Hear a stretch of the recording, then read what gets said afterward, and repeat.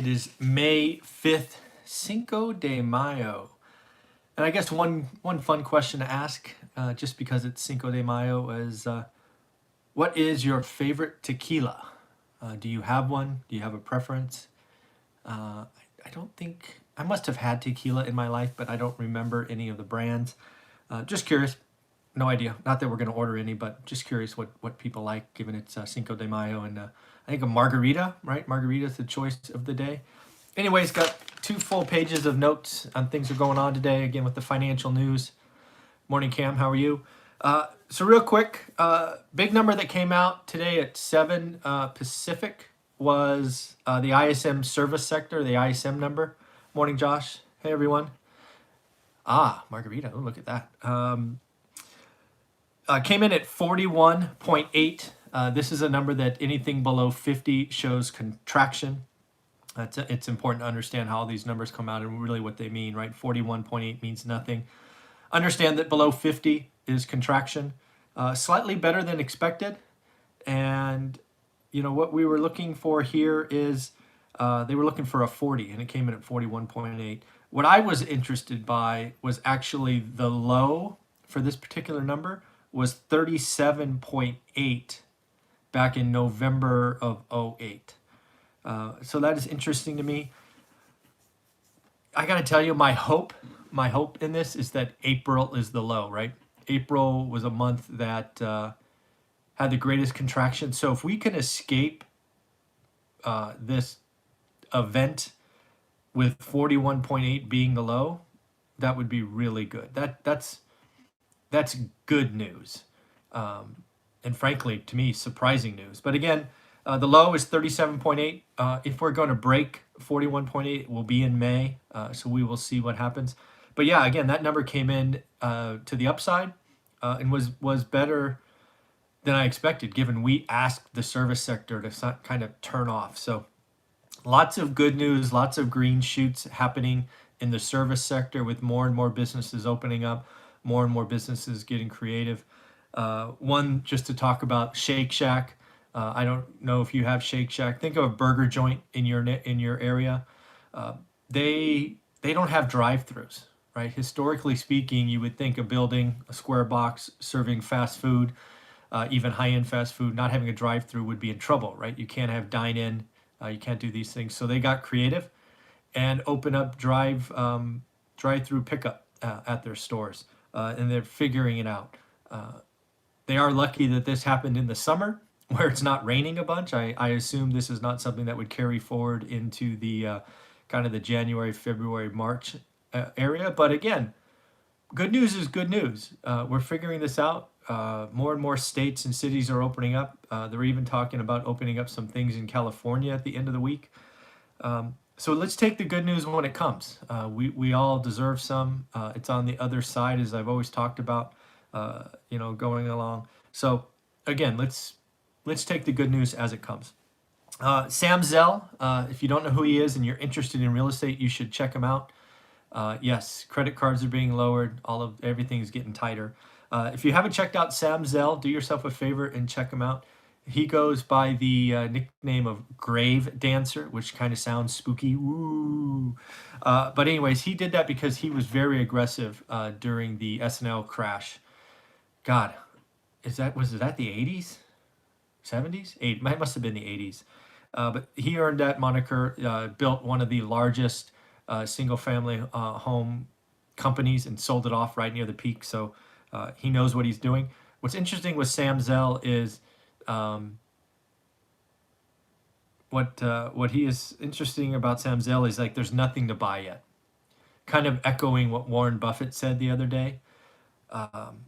So we're going to talk about that some more. Again, the Fed has entered the junk bond market, which has propped up liquidity and, in my opinion, raised asset values. So unintended consequence for sure. So we'll see what's going on. Another question is, when does air travel come back, right? And what comes back first, business or leisure? I've seen debates on both sides. And the reason that is important is because that's a whole part of our world economy. Vacations and hotels and events and all of those things. And You know, if air travel doesn't come back for 18 to 24 months, there's less companies. Um, yes, yes.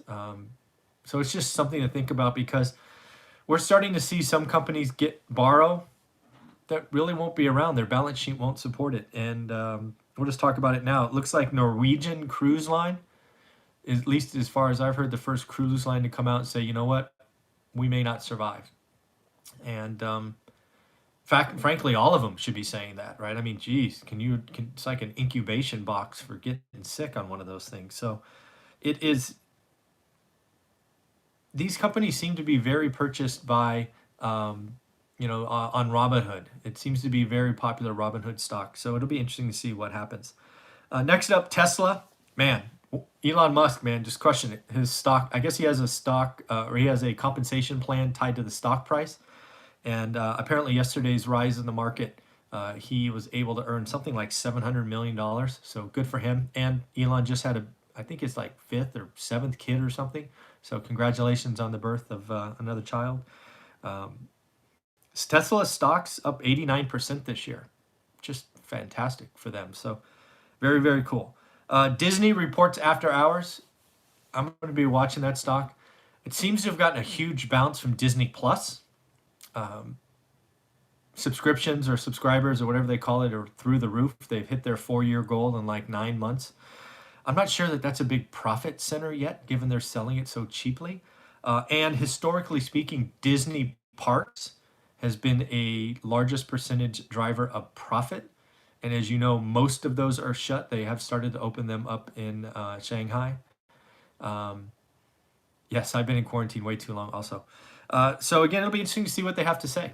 More importantly, the numbers are going to suck, but what are the plans, right? How Disney parks rely on crowds, and crowds are like the bad thing these days. So it's just going to be interesting to see what happens. Saw that Wayfair, online furniture, if you've seen them, sales surged 20% as people buy stuff for their offices. Again, this work from home thing is proving to be easier than people thought, which means companies like Wayfair, kind of the Zoom economy, kind of get a boost short term. But the other side of that is offices are going to get smaller. People are going to use less offices. So it'll be interesting. I thought it was funny to see WeWork CEO suing SoftBank for trying to backing out of their $3 billion kind of injection of capital. When does WeWork go out of business? I mean, just WeWork's just. I mean, Sam Zell said it. God, when did Sam Zell say that? He said that about a year ago. He says people have been trying the WeWork model for 50 years and they go bankrupt every time. And he said this when WeWork was like flying through the roof. He's like, it's not going to work. I'm like, dude, guy's a genius. So again, it's pretty interesting. Don't know if you saw this, but given I'm in California, it's news to me. The California state government has borrowed money from the Fed to pay unemployment benefits. That's bad. That's bad, and it's only going to get worse. We will be borrowing lots of money. Yeah, so it's pretty bad. So apparently we've got access to $10 billion, and we're already starting to buy it or borrow against it to pay unemployment benefits. Apple looks like they're going out and raising some more money because they can cheaply. It'll be interesting to see what they use that for, right? They have nearly $200 billion in cash already. The rumor on the street is they're going to borrow and buy back stock. Haven't we learned that that's not a great idea? I mean, historically speaking, but do what you want. The one thing I will talk about, it seems like the market, right? The Nasdaq is like within 3% of an all-time high, or at least the high for 2020. As an investor who was burned in the dot-com crash, it might benefit some of us to go revisit that time. The dot-com environment was unhealthy, was dependent on a few companies, was making artificial thoughts about the future. Back in the dot-com days, crazy as enough it was to say is people were tracking eyeballs and thought eyeballs equaled dollars and dollars equaled stock price. That obviously ended really badly. A couple other things I remember about that time frame is everybody was making fun of Warren Buffett. And again, this is 20 years ago, right? So It is going to be interesting to see what happens now, because I'm clearly on record and clearly been wrong, especially about the Nasdaq, that there's some artificialness in that kind of indice. So we'll see what happens, what's going on. But go back and take a look at the .com crash, see what it was like pre-crash. Very dependent on a couple of stocks. Very kind of valuation was on non-dollar oriented things. Expectations were through the roof in an environment that didn't make sense. So anyways, take a look at it, do yourself a favor. Worst case, maybe you protect yourself.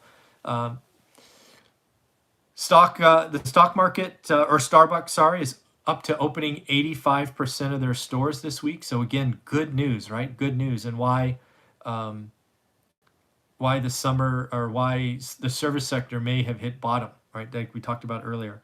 The New York Fed starting to buy ETFs this month, specifically corporate debt. Man, I go back to unintended consequences.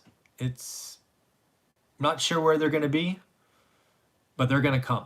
And this is probably, this ETF, this buying by the Fed, is probably why Warren Buffett hasn't made a big acquisition, because the Fed has stepped in and been the buyer instead of Buffett and other cash-rich investors. So we're not really repricing anything. We're creating balance sheet risk, which again, go back and look at the balance sheet recession of Japan. It's not fun. It kind of takes the worst case off the table, but it also makes it a lot longer slog to kind of grow your way out. Already talked about Norwegian Cruise Line, but again, just another reference. They raised $400 million recently, even though they come out and said, hey, we have substantial doubt, but they've raised $400 million. So very, very likely, in my opinion, that Norwegian's common stock becomes worthless and then the bondholders take over. So that's just kind of how it works. Oil's up for the 5th day in a row. Again, good news, right? Oil, opening up the state, people got to get back in their cars, do a little bit of driving. Pretty cool. Pfizer, looks like they're stepping up to do some human trials for vaccine, record times. Again, vaccine is, that gets going, and this is off to the races.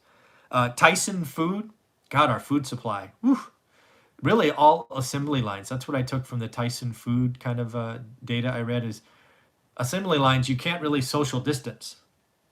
You're like shoulder to shoulder, right? And pretty much any assembly line oriented thing is going to be in trouble in a kind of social distancing world. So again, not only you're going to have to slow the assembly lines down, which it hurts supply, but you're going to have to increase cost, right? Cleaning and preparation and testing and all those things. So kind of interesting. Again, got the Nasdaq 3% of 2020 high. Just doesn't seem right to me. I've said that a lot and been wrong, but it doesn't seem right. Go check out the .com crash. Hertz is right on the edge of filing for bankruptcy. They have renegotiated some things, so they bought some time to May 22nd. So we will see what's going on there. In the car market, I don't know if you saw this, but Ferrari is now more valuable as of this morning. Don't know what they are today, but now worth more than GM and Ford. I thought that was interesting. Yes, assembly lines must do that, no question. But again, Ferrari, it's a very small car manufacturer, being worth more than GM and Ford. Kind of tell you something. And again, we've already talking about Shake Shack. Again, just kind of trying to figure it out. I'm very excited about the entrepreneurs going forward. I think they're going to get a chance to reset debts, reset leases and costs, and just take advantage of what's going forward. I still think trying to limp through by borrowing money is not a great option. That's what bankruptcy is for. But we'll see. So again, I want to thank you for watching today's financial news. Again, it is May 5th. We are going to see what's going on. So, all right, everybody, take care of yourself. Have a wonderful day.